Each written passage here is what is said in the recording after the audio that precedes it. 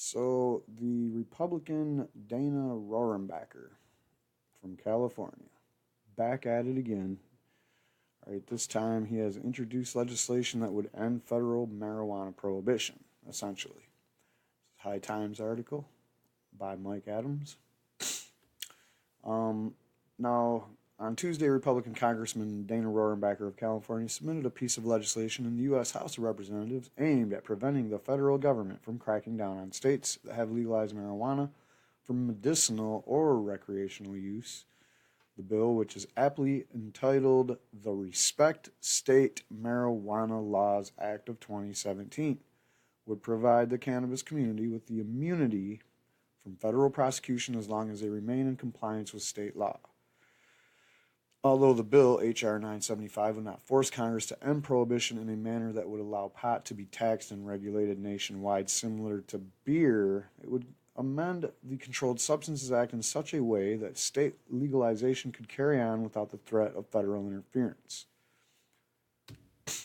Quote, this is common sense legislation that is long overdue, Robert Capicelli, Director of Federal Policies for the Marijuana Policy Project, said in a statement. It is time to end marijuana prohibition at the federal level and give states the authority to determine their own policies. Federal tax dollars should not be wasted on arresting and prosecuting people who are following their state and local laws, he added. Similar legislation has been introduced over the past couple of years, but those bills never even received a hearing. There is hope that with all the controversy surrounding Sessions and the potential dismantling of the legal cannabis trade, that Congress will get serious about listening to the issue of national marijuana reform in the 2017 session. After all, 8 states have legalized the leaf for recreational purposes, with over half the nation having some form of a medical marijuana program in place. However, since the cannabis plant remains illegal in the eyes of the federal government, there is nothing solid on the books to prevent the Trump administration from closing it all down. Rohrabacher believes that with all the progress that has transpired over the past couple of decades with respect to the issue, Uncle Sam should now be prepared to throw in the towel and end the war on weed.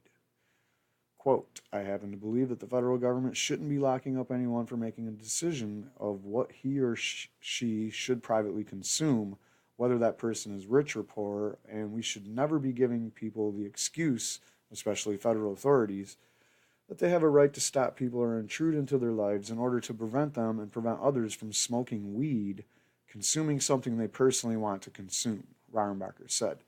Well, that's a traditional, hands-off, libertarian kind of right-wing approach to the government interference with people's lives type argument. The more I read about this Rohrabacher guy, the more I kind of like him, man. He's one of my favorite Republicans. He's a surfer. He knows Steve D'Angelo. He fought alongside the Mujahideen against Russia at one time, or the Soviet Union or whatever. Plays guitar. Here you down in the corner, you see him with his anonymous friend. As it stands, there is now more support for marijuana legalization in the United States than ever before. The latest Gallup poll shows more than 60% of the population now believes pot should be legalized nationwide under the same rules as alcoholic beverages. It has been said that once the public opinion on marijuana issue consistently resides somewhere between 60 and 65%, Congress will have no choice but to take some form of action. Now, we've also seen some polls coming out of other places that haven't legalized recreational yet, but we have Michigan, a poll came out with 57% public support for adult use, and in Rhode Island, 58%, I believe. It was either 57 or 58. But either way, these numbers are over the top. Rhode Island has legislation on the floor. They're talking about maybe legalizing marijuana through the legislative process, as I've mentioned before. So I looked into Rohrabacher a little bit more. I remember I didn't know anything about him the first time I made a video talking about him. And if you remember, he is in the Cannabis Caucus. He has a bill with his name on it, or an amendment, actually. We'll get down here. So we go to his Wikipedia, and his life's pretty crazy. It reads pretty crazy. He's a politician.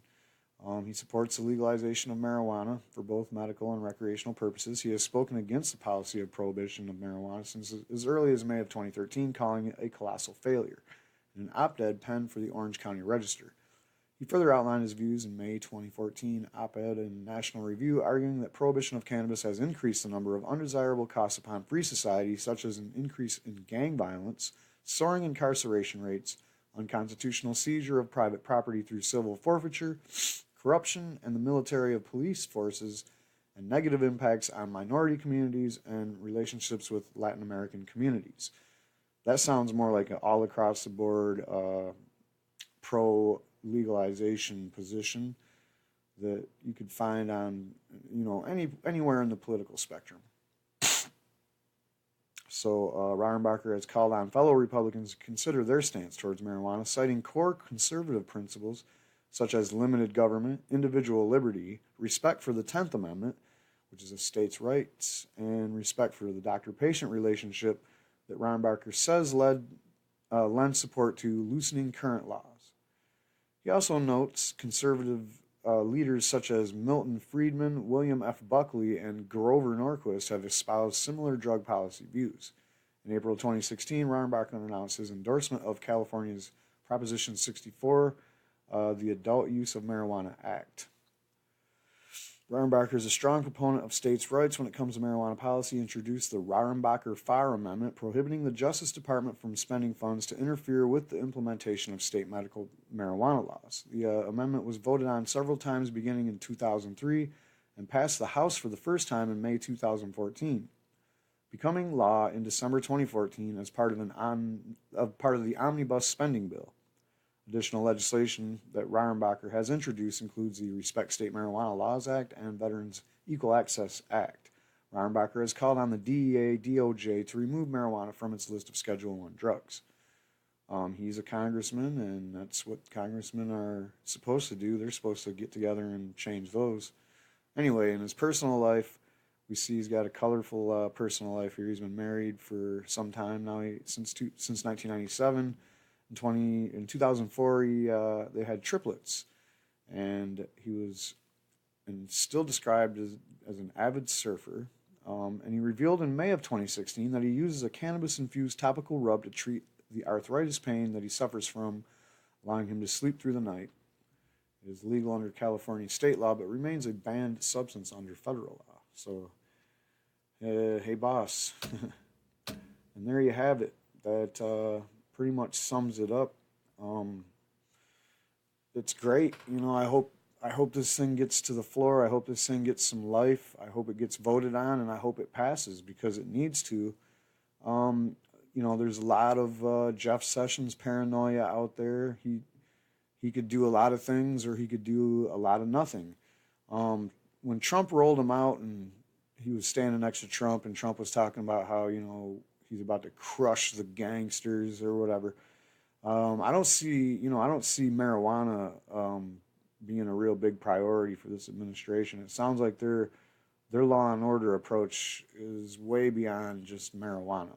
All right, and if they're talking about the drug cartels, if he's talking about that, I don't know what he's talking about. But in America, unless you're talking about some of the border towns, I don't really see a whole lot of this drug violence with these gangs that he's talking about. Maybe in Chicago, but it's because drugs are illegal. If drugs across the board were not illegal and were not controlled by the black market, these thugs and gangs and whatever Trump wants to call them, those people wouldn't have power because they wouldn't have money. Illegal drug sales in the black market is the number one source of income for these gangs that you keep talking about. So there you have it. Donna Rohrabacher, once again, a marijuana advocate from the day he became involved in politics, and to this day, he's still fighting for it, and we hope the best.